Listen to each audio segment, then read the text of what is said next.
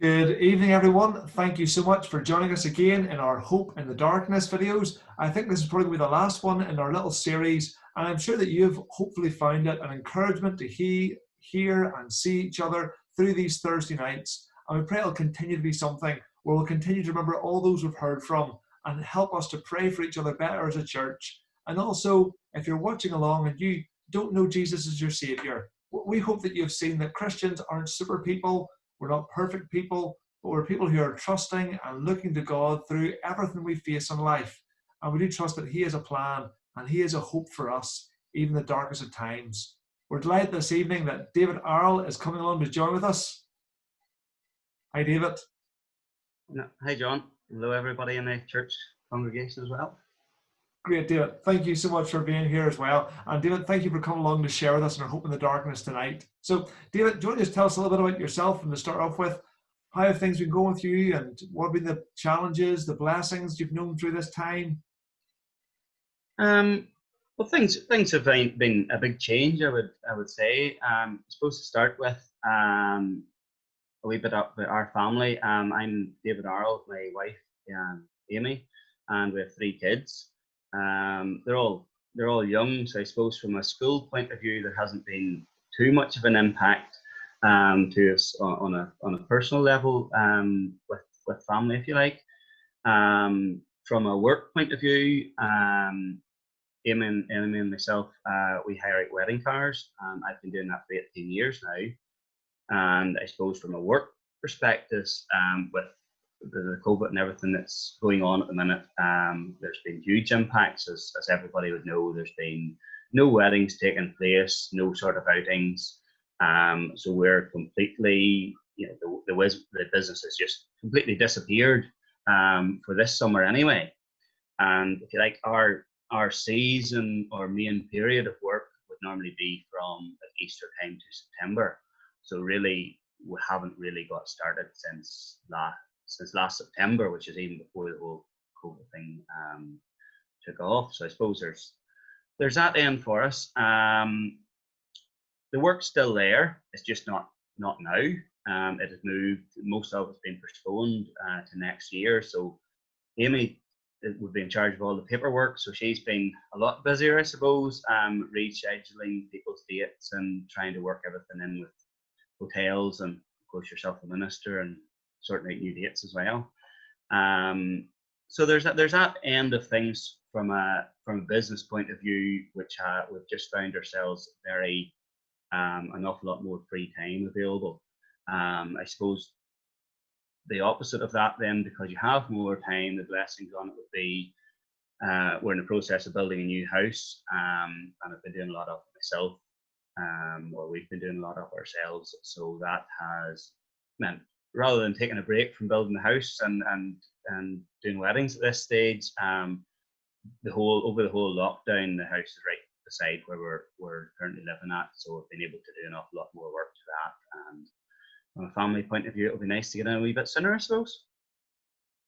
So, and of course, a wee bit extra time to keep the cars in better shape for whenever they do go back on the road as well. Oh no. They'll be well cleaned and they'll be well in order, so they will for the first wedding back. Yeah, trying to keep all the vintage cars going, yeah. Brilliant. And so, David, I guess, that must have been quite a shock when this all happened, and just your whole business, everything changed. In the midst of all those pressures, and then I guess also some of the blessings with the more time you've had, as a Christian, how would you say you've known God with you through this time? Well, I suppose, yeah, as Christians in a Christian family with Christian upbringing, we've always known that, like, God is in charge of everything. It's hard sometimes to think. I'm quite a logical thinker, so it's hard, I suppose, to put things into perspective a lot of the time. But we just have to learn to trust that there is a greater plan and a greater good in everything that's going on, if you like. I just never was chatting to Amy before we came on this morning. There, she said to me the wee verse Isaiah. It says that God's ways and thoughts are higher than ours, and I suppose that's just one of the things we have to rely on and remember that God has a plan for everything. So naturally, you'd be concerned for friends and family throughout this time, and how, there's a lot of talk about mental health, and there's a lot of talk about kids come back to school and getting educated properly and things like that. And I suppose there's an awful lot for people to think about and try to come to terms with. But I suppose through our own lives, or back through my own life, where I would have been away with, like, one of the verse that just comes to mind in the time with the Continental Ministries, where God is able to do, immeasurably more than what we'd ever hope or imagine. I think that's the NIV version.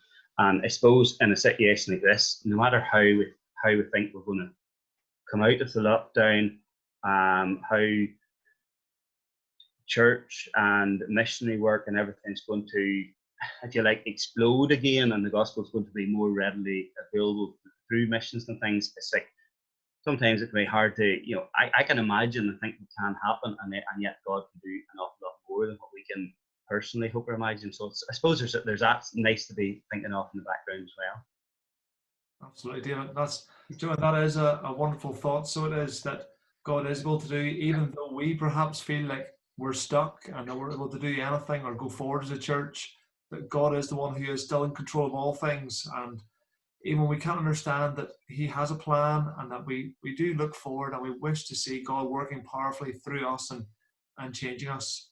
I guess that brings the last question then, David, which is, just as you look forward to the future, and I guess given kind of how we've seen God at work and the changes that have been in our country and our own lives as families, what way do you think, or what do you hope life will change after lockdown for you as an individual or family, or for us as a country? For us, the country, well, I'll leave that one up to the politicians to try and guide us in what way things are going to go. I suppose with a lot of people off and having, been forced to stay at home, I look at it as it caused an awful lot more of thinking about the priorities in life.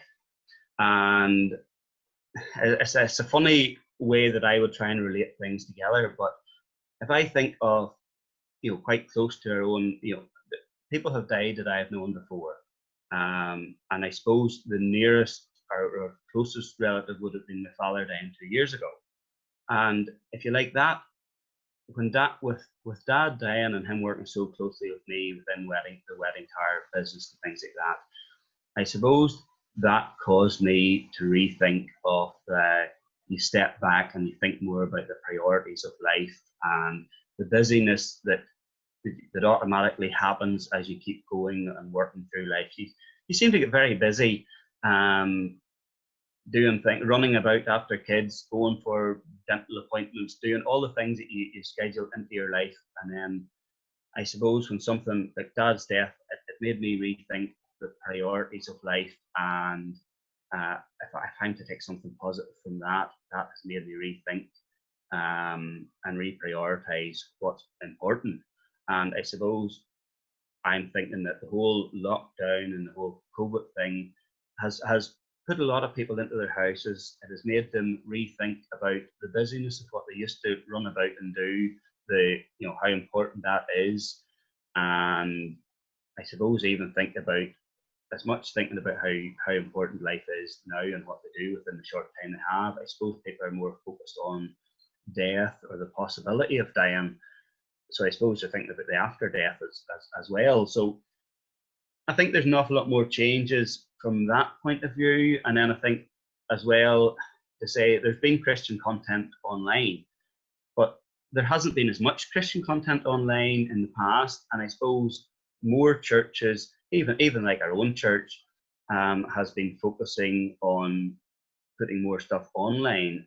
So it's nice that there's more Christian content online for those who are thinking and searching and needing to get some spiritual guidance. If there's an awful lot more stuff available to them from that way, I suppose. So it's a strange thing for me to link COVID to a close family member dying, but I think my reaction to COVID has been to me reprioritize in life what's more important, and I suppose maybe I expect a lot of people to do the right thing.